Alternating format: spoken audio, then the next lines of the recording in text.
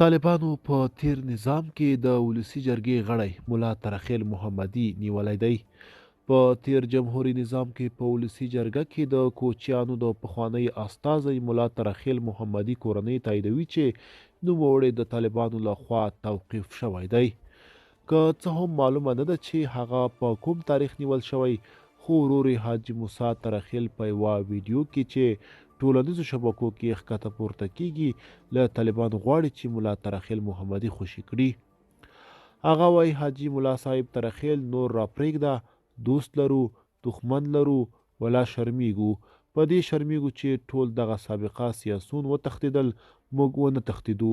حاجي صاحب ملا ترخیل نور را پرېږده، د قوم مشر مو دی، زموږ د دیګ برغولی دی، زړونه مو چټي بوټ ختلی دي. طالبان تر اوسه د ملا ترخیل محمدي د نیولو په اړه رسما څه نه دي ویلي، خو د هغه د ورور له خبرو داسې بریښي چې پر نوموړي د ځمکو د غصب تور دی.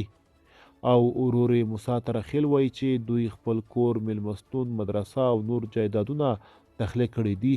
د طالبان د حکومت د عدلیې وزارت په یوه اعلامیه کې ویلي تیره یوه میاشت کې دوی نږدې 9,000 جریبه دولتي ځمکه له غصب څخه خلاصه او اړوندو ادارو ته یې تسلیم کړې ده.